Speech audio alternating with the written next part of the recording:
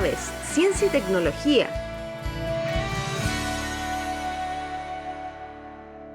Como todos los animales sobre la Tierra, las aves han desarrollado distintas formas de comunicarse entre sí.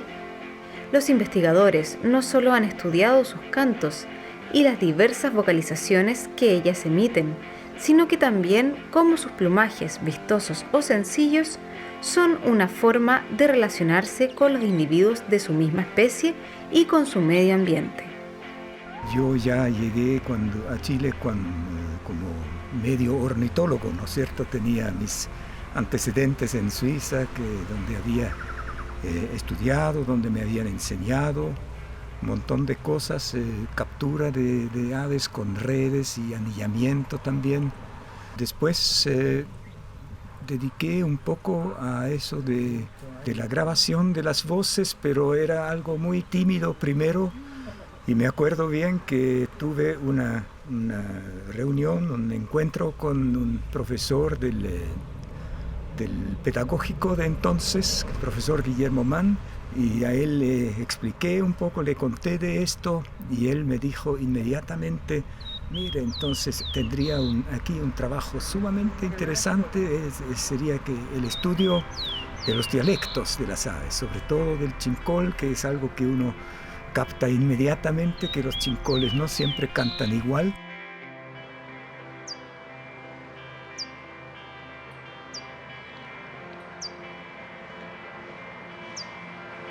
Salir con la grabadora a buscar solamente chincoles me parecía sin mucha gracia, ¿no es cierto? Porque había cantos de todo tipo en todas partes, así que empecé a grabar todo lo que entraba en la grabadora, ¿no? Y así empecé entonces a armar este proyecto muy querido mío, que consistía en coleccionar voces de aves, cantos y gritos a través de todo el país.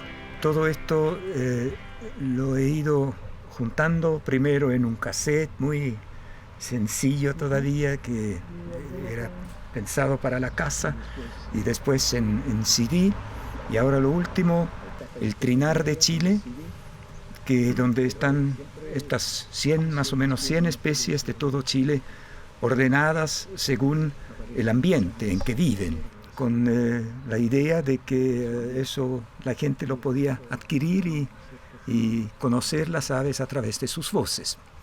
Porque siempre tengo que decir nuevamente que las aves muchas veces no se ven, pero se escuchan. Y cuando uno va, por ejemplo, en el sur, en el bosque en el sur, escucha un fío o algo así, y muchas veces no se ve. O estos rinocríptidos, un chucao, más que nada se escucha y no se ve. Entonces es fundamental que la gente tenga alguna información sobre las voces de las aves, y eso es lo que yo quería poner a disposición de los interesados. Y ahora último, me he dado cuenta que la tecnología moderna se ha metido en esto, porque cuando fui una vez con un grupo, ahora hace poco, al cerro aquí, y de repente en una quebrada escuchamos un sonido, y yo dije: esto es una turca. E inmediatamente uno de ellos sacó su celular y buscó ahí, y tenía el sonido que sale de aquí, de la turca, en el celular, y se lo puso ahí, y la turca abajo empezó a contestar. Era muy, muy lindo, para lo que sirve de repente la tecnología moderna. Las vocalizaciones revelan un panorama muy interesante y rico sobre la comunicación entre las aves, que es particularmente notorio entre especies sociales como los loros, cotorras y pericos. Y he desarrollado una línea de investigación sobre el desarrollo de la comunicación acústica en los pájaros, particularmente en los loros. ¿Por qué esta línea de investigación? Porque los loros, al igual que muchos pájaros, son muy vocales, emiten vocalizaciones, pero los loros además son muy sociales. Entonces emiten vocalizaciones en muchos contextos diferentes para coordinarse en torno a la alimentación, para coordinarse en torno a la reproducción, para coordinarse en torno al juntarse a dormir. Entonces, entender cómo aparece esta comunicación acústica en el desarrollo es muy interesante en sí mismo como un fenómeno, y además es muy interesante por los paralelos que uno pueda establecer con el desarrollo de la comunicación acústica en otros grupos animales, como por ejemplo los seres humanos, que también somos muy sociales y muy vocales. Ahora, ¿cómo hago esto?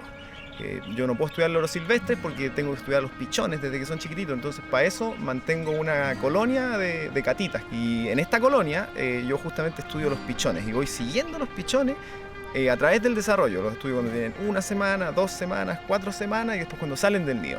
Y en este proceso, a través de unos experimentos que se llaman experimentos de playback, yo soy capaz de ver cómo ellos van desarrollando sus habilidades comunicativas. Las catitas tienen un desarrollo que es secuencial, que en cierto sentido es muy parecido al desarrollo de la comunicación acústica en una guagua humana, porque en las primeras etapas los pichones chiquititos vocalizan, emiten un llanto que es independiente de los estímulos, no responden a estímulos.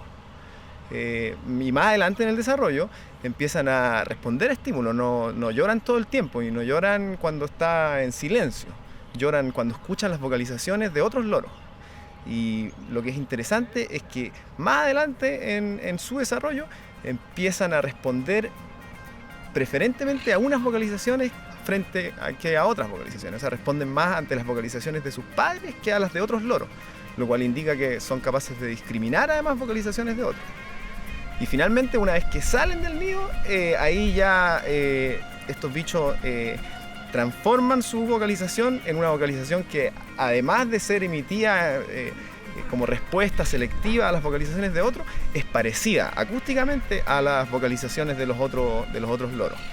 El plumaje de las aves es tal vez uno de los elementos que más nos sorprende y atrae de ellas. Hoy sabemos que sus colores son esenciales en su conducta y que son un reflejo fiel de su biología.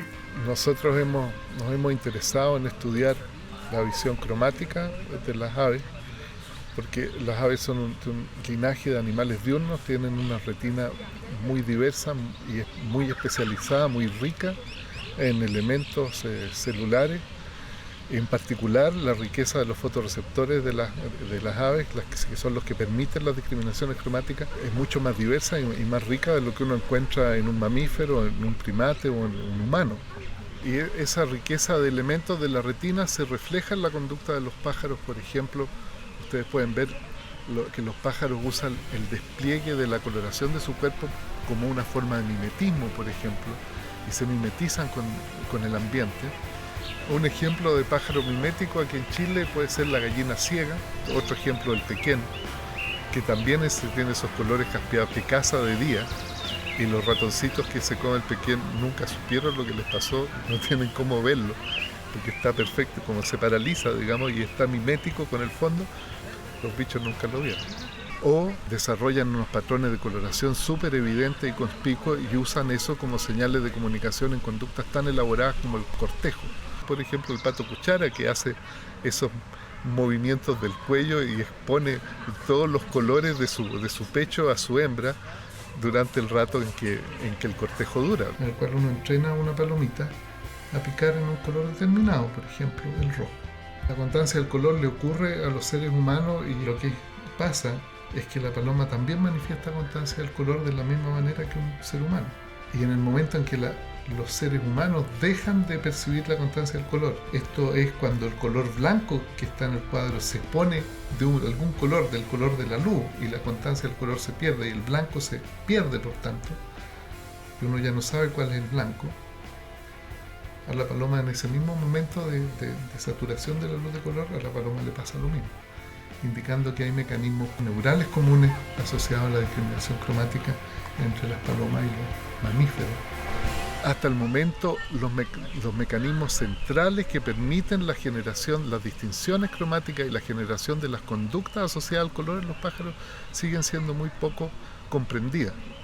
Y hay un mundo de estudio ahí que está abierto y que recibiría con mucho encanto a quienes quisieran venir a acercarse a este enigma. A través de sus colores y melodías, las aves nos entregan importantes pistas sobre su comportamiento y su manera de vivir. Gracias al valioso aporte de los investigadores, hoy podemos comprenderlas mejor, admirarlas y maravillarnos con su existencia, de la que aún hay mucho por conocer y descubrir.